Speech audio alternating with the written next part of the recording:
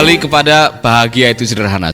Baca kitab suci dan aplikasikan setiap hari. Amin. Kita masih melanjutkan seri ini. Saudara-saudara, kita akan membaca di dalam kitab Mazmur 119. Saudara akan menemukan begitu banyak manfaat orang yang gemar membaca dan melakukan firman. Kalau di dalam Mazmur pasal 1 itu sifatnya merenungkan, kalau di dalam Yakobus 1 ayat 25 adalah meneliti, maka Mazmur pasal 119 adalah bagaimana dampak pada waktu engkau melakukan kebenaran firman. Berbahagialah orang-orang yang hidupnya tidak bercela, yang hidup menurut Taurat Tuhan.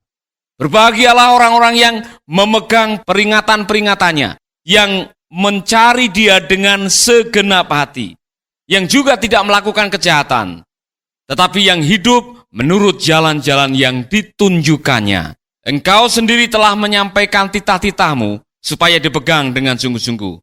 Sekiranya hidupku tentu untuk berpegang pada ketetapanmu. Saudara-saudara, kalimat ini dimulai dengan dua kata berbahagialah. Jadi sudah pasti bisa diaplikasikan atau bisa ditafsirkan bahwa orang yang memegang perintah Tuhan dan hidup menurut ketetapan dan janji Tuhan adalah orang yang bahagia. Amin. Mengapa orang-orang ini disebut bahagia? Karena orang-orang yang hidup sesuai dengan kebenaran firman, mereka seperti orang yang ada di track yang benar. Kalau saudara membaca terjemahan The Message, dibilang, blessed are the one who stay on the course.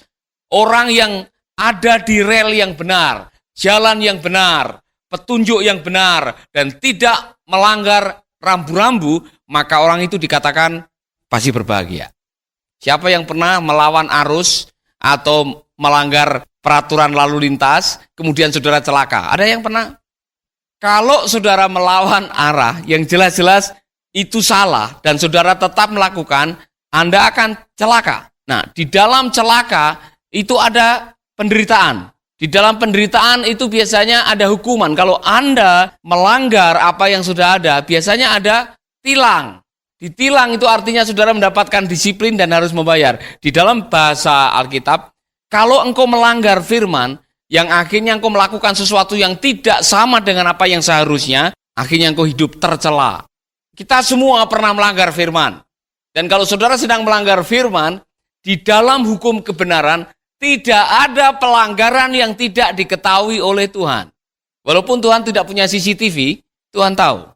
Amin. Dia tahu apa yang kau lakukan di ruang gelap. Dia tahu apa yang kau lakukan waktu sendirian. Dia tahu waktu kau melakukan apa yang tidak dilihat oleh orang. Dia tahu jalan pikiran saudara. Bahkan sebelum niat itu menjadi kenyataan, dia sudah tahu.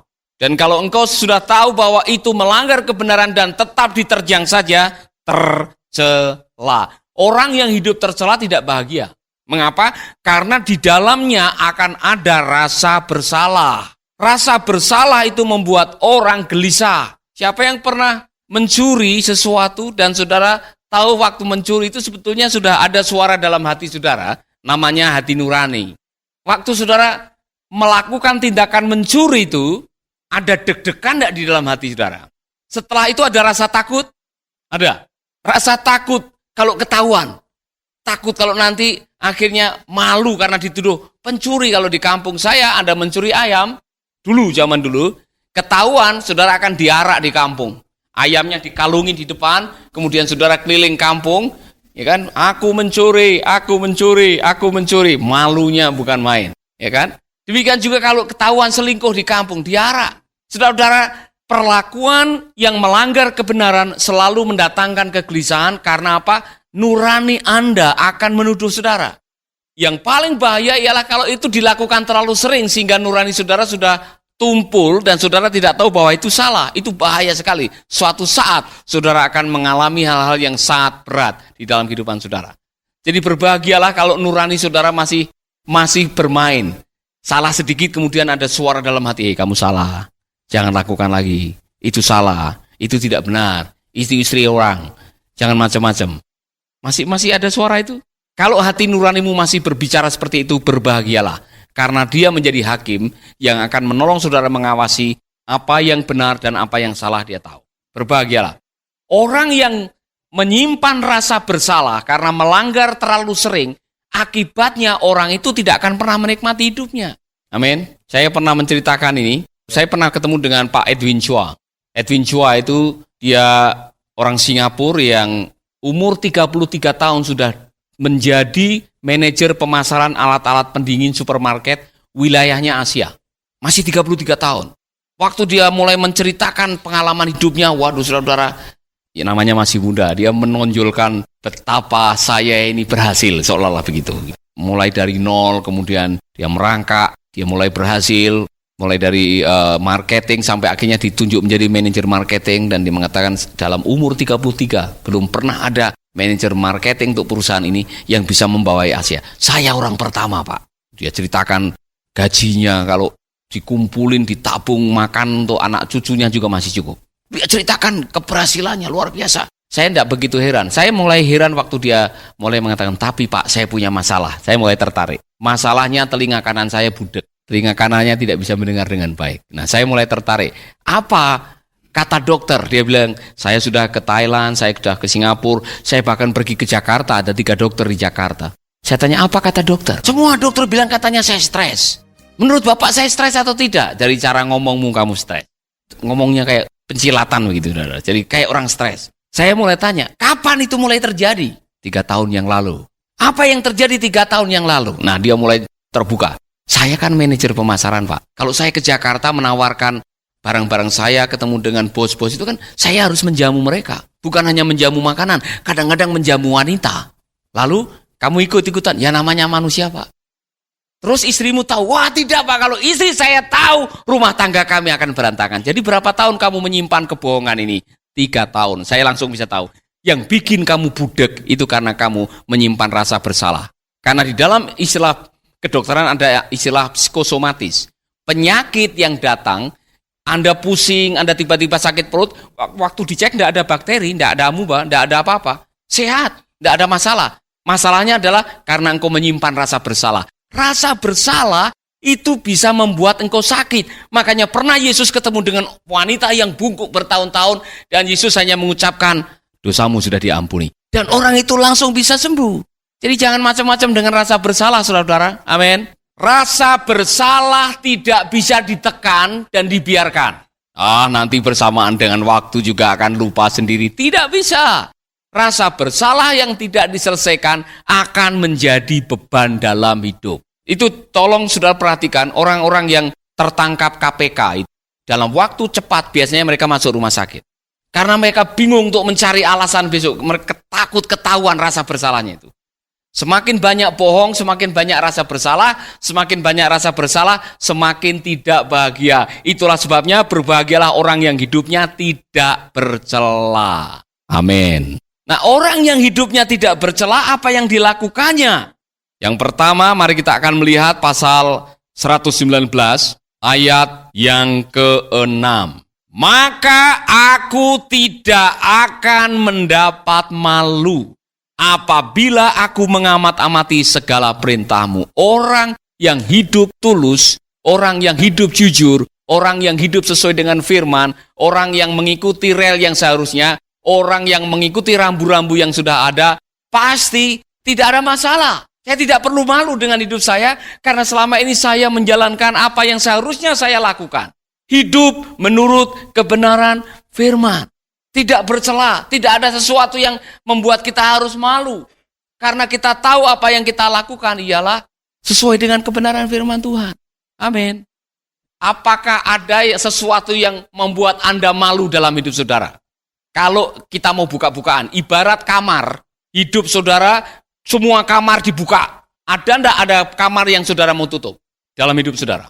Apakah masih ada black spot dalam hidup saudara, titik hitam yang selama ini saudara sembunyikan, karena saudara takut ketahuan? Saudara-saudara, kalau masih ada, maaf, jangan macam-macam dengan Tuhan. Karena apa yang kau sembunyikan suatu saat akan disingkapkan oleh Tuhan.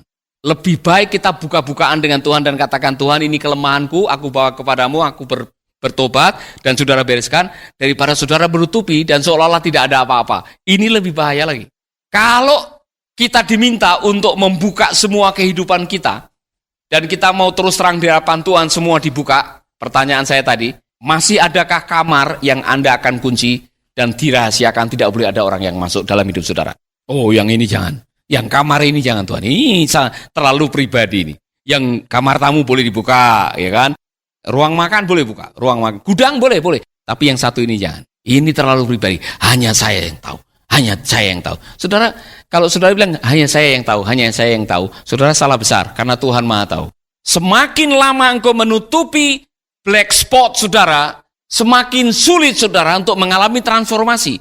Karena black spot atau titik hitam yang saudara tutupi membuat saudara akhirnya nanti dipermalukan di hadapan yang lain. Dosa itu membawa sesuatu yang mempermalukan hidup kita. Makanya lebih baik jujur, tulus di hadapan Tuhan, apa adanya. Jangan bohong. Amin. Mau bebas dari rasa malu? Hiduplah sesuai dengan kebenaran firman. Berbahagialah. Amin. Ayat yang berikutnya, yang ke-7. Aku akan bersyukur kepadamu dengan hati jujur, apabila aku belajar hukum-hukummu yang adil. Aku akan berpegang kepada ketetapan-ketetapanmu, janganlah tinggalkan aku sama sekali. Dua hal yang penting sekali. Orang yang hidup menurut kebenaran firman, orang itu akan dekat dengan Tuhan dan dari mulutnya akan sering keluar kata-kata ucapan syukur. Di dalam bahasa yang lain mungkin ada kata-kata bernyanyi atau menyanyi. Dalam terjemahan The Message dikatakan, I'm going to do what you tell me to do. Don't ever walk off and leave me. Orang yang hidup dalam kebenaran firman, dia akan merasakan penyertaan Tuhan. Karena Allah itu firman. Ketika kita hidup di dalam firman, otomatis kita merasakan penyertaan Tuhan. Saudara, saya mau menjelaskan ini. Saudara pernah di dalam hidup saudara, ada waktu di mana tiba-tiba saudara diingatkan melalui nyanyian, melalui ucapan syukur. Yang ada di mulut saudara adalah kata-kata firman. Haleluya, Tuhan baik, Tuhan tahu segala perkara, Tuhan akan memampukan saya untuk menanggungnya. Haleluya. Waktu saudara bisa menghafal itu, atau waktu saudara menyanyikan lagu yang kata-katanya adalah firman, Tuhan adalah gembala, takkan kekurangan aku. Dan saudara mengucapkan itu, sementara saudara mengucapkan itu, saudara akan merasakan kehadiran Tuhan di dalam kehidupan saudara. Betul atau tidak? Makanya saudara-saudara kita yang dari Katolik biasanya kan ada doa sambil bawa tasbih lah kayak seperti. Tujuannya apa sebetulnya? Tujuannya ialah waktu engkau mengingat firman, engkau akan merasakan kehadiran Tuhan. Waktu engkau merasakan kehadiran Tuhan, di dalam kehadiran Tuhan engkau merasakan ada kuasa yang sangat luar biasa. Amin. Sahabat, Anda baru saja mendengarkan program Making Life Better. Hubungi kami di 0811 3901 144 atau 0811 3901 140.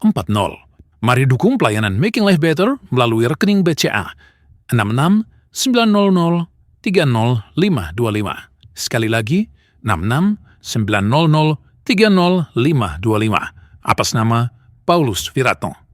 Terima kasih, Tuhan Yesus memberkati. Making life better, bikin hidup lebih baik.